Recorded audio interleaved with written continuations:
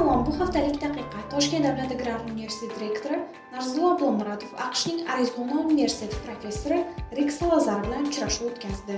Uchrashuv davomida tomonlar o'zaro hamkorlikni yanada kengaytirish, xususan professor-o'qituvchilar va talabalar almashuv dasturlarini yo'lga qo'yish, qo'shma ta'lim va PhD dasturlarini tashkil etish, ilmiy tadqiqot yo'nalishlarida qo'shma loyihalarni amalga oshirish masalalarini muhokama qildilar.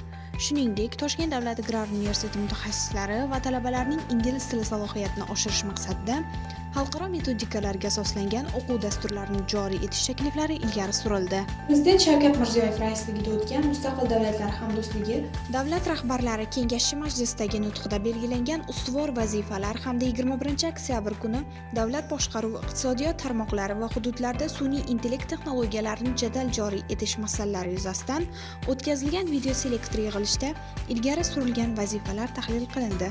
Ushbu yo'nalishlarda amalga oshirilishi lozim bo'lgan ishlar yuzasidan universitet rektori Narzullo Ablomuratov kengash a'zolariga batafsil ma'lumot berdi. Shveysariya hukumati tomonidan moliyalashtirilgan xalqaro savdo markazi ITS loyihasi doirasida Bishkek shahrida eksport uchun quritilgan mevalarni ishlab chiqarish va qayta ishlash bo'yicha trenerlar tayyorlash mavzusida seminar-trening o'tkazilmoqda.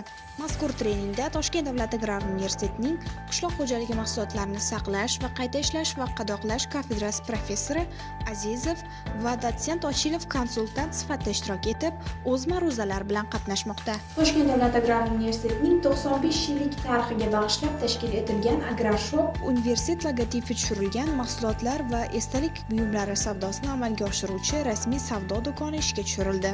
Mazkur do'konda universitetimiz ramzi aks ettirilgan futbolkalar, o'quv qurollari, kitoblar, jihozlar hamda universitet timsoli bilan bezatilgan sovg'alar xarid qilish uchun taqdim etiladi. Toshkent davlat agrar universitetida Pushti oy Pink Oktober kompaniyasi va Erta aniqla hayotni saqladi davlat dasturi doirasida ayollar salomatligiga bag'ishlangan amaliy sessiya tashkil etildi.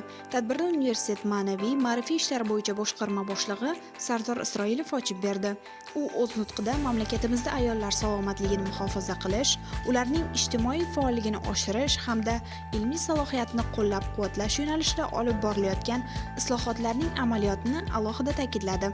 Tadbirni universitet xotin-qizlar kengashi raisi Gulnozla Shodmonova ochib berdi hamda fakultetlarning xotin-qizlar masalalari bo'yicha dekan maslahatchilari talaba qizlar bilan faol ishtirok etishdi.